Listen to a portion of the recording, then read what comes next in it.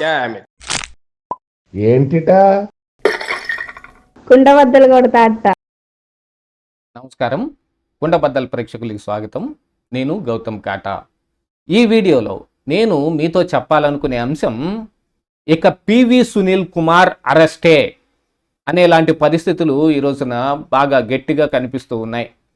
PV Sunil కుమార్ని గత 2 రోజుల కిందట సస్పెండ్ చేయటం కూడా జరిగింది. అనధికారికంగా విదేశీ పర్యటనలు చేయటం, లేకపోతే ఒక చోటకి వెళ్ళడానికి పర్మిషన్ తీసుకొని మరొక చోటకి వెళ్ళటం, అసలు పర్మిషనే లేకుండా విదేశీ పర్యటన చేయటం, ఇలాంటి వాటి మీద సమగ్రమైన సమాచారం మొత్తం సేకరించిన తరువాత విచారణ చేయటం కోసం ఆయన్ని సస్పెండ్ చేశారు. కేవలం ఆ ఒక్క విషయంలోనే కాకుండా రఘురామకృష్ణరాజు గారు కోరుకుంటున్నట్టుగా తన కస్టోడియల్ టార్చర్ అంశంలో పివి సునీల్ కుమార్ని విచారణ చేయాలంటే మరి ముందుగా ఆయన సస్పెండ్ చేయాలి కదా. ఆ సస్పెన్షన్ ఎప్పుడు అని ఎదురు చూస్తున్నది 2 రోజుల కిందట తీరింది. కేవలం ఈ విదేశీ పర్యటనలు లేకపోతే రఘురామకృష్ణరాజు గారి కస్టోడియల్ టార్చరే అని అనుకుంటే, ఈ రోజున చాలా అంశాలు పివి సునీల్ కుమార్ మీద బయటకు వస్తున్నాయి. ఆ అంశాలు ఏమిటి అనేది పూర్తిగా ఈ వీడియోలో నేను మీకు వివరిస్తాను. వీడియో నచ్చితే ఖచ్చితంగా లైక్ చేయండి, మరొక 10 మందికి షేర్ చేయండి. పివి సునీల్ కుమార్ జగన్మోహన్ రెడ్డి హయాంలో ఎన్నెన్ని రకాలైన మ్యానిపులేషన్స్ చేశాడు, ఏ రకంగా అందరినీ బెదిరించడానికి లేకపోతే ఎక్స్టార్షన్కు కూడా పాల్పడ్డాడు అనే ఆరోపణలు చాలా వస్తూ ఉన్నాయి. రఘురామకృష్ణరాజు గారిని అయితే ఆయన సుమోటోగానే కేసు పెట్టి ఆయన తీసుకొచ్చి సిఐడి ఆఫీస్లో చిత్రహింసలకు గురి చేయటం కానీ, కస్టోడియల్ టార్చర్ పైన రఘురామకృష్ణరాజు గారు కూడా చాలా ఉధృతంగా ఆయన పివి సునీల్ కుమార్ మీద కావచ్చు, లేకపోతే మొన్న అరెస్ట్ అయిన విజయ్ పాల్ కావచ్చు, అసలు నన్ను కొట్టింది ఇదిగో ఈ తులసి బాబే అనే ఆయన ఐడెంటిఫికేషన్ పెరేడ్లో ఆయన్ని పట్టి మరి ఆయన్ని తులసి బాబుని గుర్తించటం కావచ్చు, ఇత్యాది వ్యవహారాలన్నీ నడిచాయి. ఇక పివి సునీల్ కుమార్ని సస్పెండ్ చేసి విచారణ చేస్తారు అని అనుకుంటే సస్పెండ్ కాకుండా ఆగాడు. కాకపోతే పివి సునీల్ కుమార్ మాత్రం ఏమీ మెదలకుండా ఊరుకోలేదు. ఆయన కూడా ఇక గవర్నమెంట్ మీద కూడా అనుచితమైన వ్యాఖ్యలన్నీ చేయటం మొదలుపెట్టాడు, ఎస్సీ వర్గీకరణని పురస్కరించుకొని. ఇవి కాకుండా అంబేద్కర్ మిషన్ పెట్టుకుని ఆయన ఏం చేశాడనేది కూడా గతం నుంచి చాలాసార్లు బయటకు వస్తున్న అంశమే. వీటన్నిటినీ చూసుకున్న తర్వాత ఇక పివి సునీల్ కుమార్ని సస్పెండ్ చేయటం, అరెస్ట్ చేయటం ఎప్పుడు అనేదే ఇక ప్రజలందరూ దాని గురించే ఎదురు చూస్తూ ఉన్నారు. ఈ రోజున ఏసీబీలో కూడా కేసు ఉండటం మూలాన గవర్నమెంటు 17A కింద ఈ ప్రభుత్వ అధికారులకు కానీ, ప్రభుత్వంలో ఉన్న అప్పుడు పెద్దలకు కానీ, ఎక్స్సీఎం లాంటి వాళ్ళకి కానీ ఈ 17A చట్టం వర్తిస్తుంది. మనం చంద్రబాబు నాయుడు అరెస్ట్ అప్పుడు చూసాం. ఇదే సిఐడిలో ఉన్న సిఐడి సంజయ్ 17Aని తొంగలో దొక్కేసి చంద్రబాబు నాయుడు అరెస్ట్ జరిగింది. అపాయింటింగ్ అథారిటీ అయిన గవర్నర్ గారు పర్మిషన్ తీసుకోలేదు అని. మరి ఈ రోజున పివి సునీల్ కుమార్ని విచారణ చేయటానికి లేకపోతే అరెస్ట్ చేయటానికో, అరెస్ట్ చెయ్యాలన్నా కూడా కావాల్సింది ఈ 17A కింద పర్మిషనే కదా. అలాగా అపాయింటింగ్ అథారిటీ అయిన ప్రభుత్వం దగ్గర నుంచి వాళ్ళు పర్మిషన్ తీసుకోవటం జరిగింది. తీసుకొని మరి ఏసీబీ ఇప్పుడు ఏం విచారణ చేస్తోంది అని అంటే, ఈయన మీద అనేక రకాలైన కేసులు ఏసీబీలో, ఈవెన్ రఘురామకృష్ణరాజు గారు కూడా పుటాన్ చేసిన కేసులు కొన్ని ఉన్నాయి.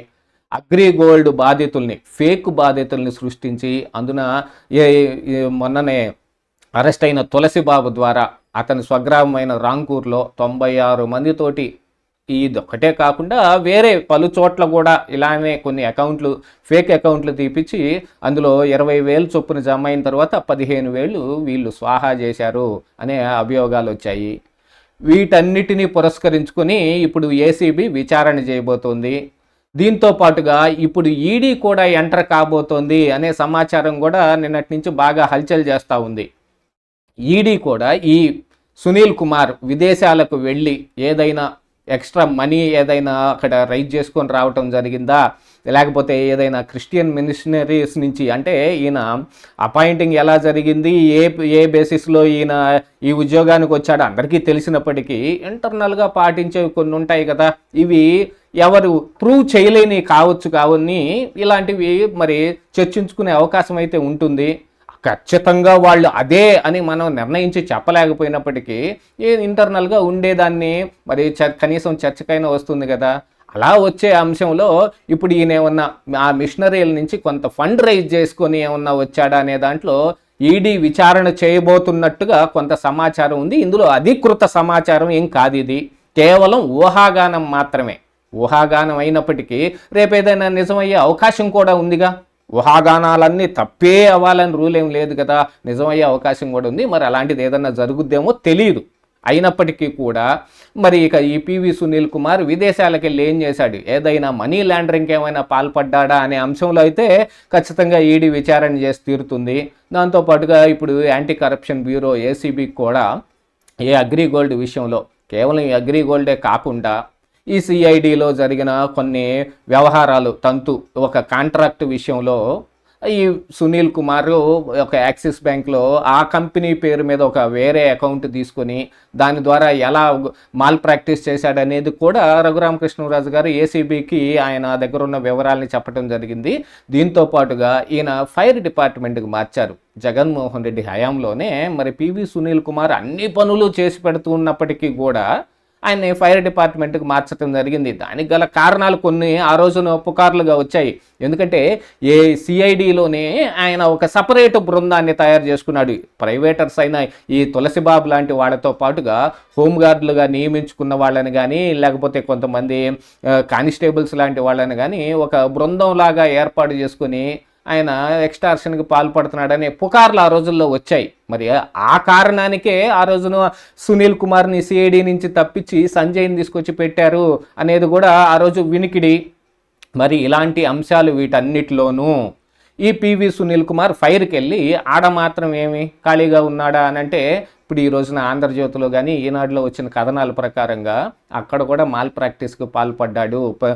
ప్రైవేట్గా ఈ పెట్రోల్ బంకులు వాళ్ళ దగ్గర నుంచి కమిషన్ల రూపంలోనో మిగతా దేంట్లోనో అసలు టీఏల రూపంలోనే 10 లక్షలు అత్యంత స్వల్ప కాలంలోనే డ్రా చేసేయటం, ఇలాంటివన్నిటినీ చూసుకున్న తర్వాత ఇప్పుడు ఏసీబీ ఈయనేదో మాల్ ప్రాక్టీస్కి పాల్పడ్డాడు అనేది ఏసీబీ కేసు పుటాన్ చేసి విచారణ చేస్తుంది.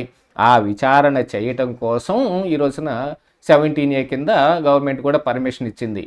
ఇక ఈ విచారణలన్నీ జరిగితే మరి అగ్రిగోల్డ్ బాధితులు, ఫేక్ బాధితులకి అకౌంట్ల విషయంలో కావచ్చు, లేకపోతే రఘురామకృష్ణరాజు గారు ఇచ్చిన ఒక కంపెనీ తాలూకు ఫేక్ అకౌంట్, అంటే కంపెనీకి ఆల్రెడీ ఒక అకౌంట్ వేరే ఉంటే వీళ్ళు ఆ కంపెనీ పేరు మీద మరొక అకౌంట్ ఓపెన్ చేసి దాంట్లోకి డబ్బులు వేయించుకొని అక్కడి నుంచి అనేక రకాలైన పోర్షన్స్లో వాటన్నిటిని డివైడ్ చేసి వీళ్ళ దాకా తెచ్చుకున్న అంశంలో కానీ వీటన్నిటి మీద కూడా విచారణ జరిగి రేపు గనక ప్రాథమికంగా ఆధారాలు ఏమన్నా దొరికినప్పటికీ సునీల్ కుమార్ అరెస్ట్ మాత్రం కన్ఫామ్గా కనపడుతోంది.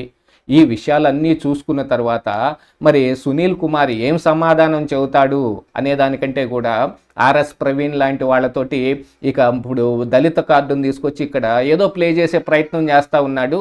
మరి ఆంధ్రజ్యోతిలో వచ్చిన కథనాల ప్రకారంగా ఆయన వాడే సెంటులు, సూట్ కేసులు ఖరీదైనవి, ఎక్కడెక్కడి నుంచి విదేశాల నుంచి వచ్చినవి అనేది కూడా ఏదో కనపడుతూ ఉంటే మరి ఈ అంశం మొత్తాన్ని ఏసీబీ ఏ రకంగా తీసుకుంటుంది, ఏ రకమైన విచారణ జరుగుతుంది, ఎప్పుడు అరెస్టు చేస్తుంది అనేదే ఇక్కడ మన ముందున్న ప్రశ్న.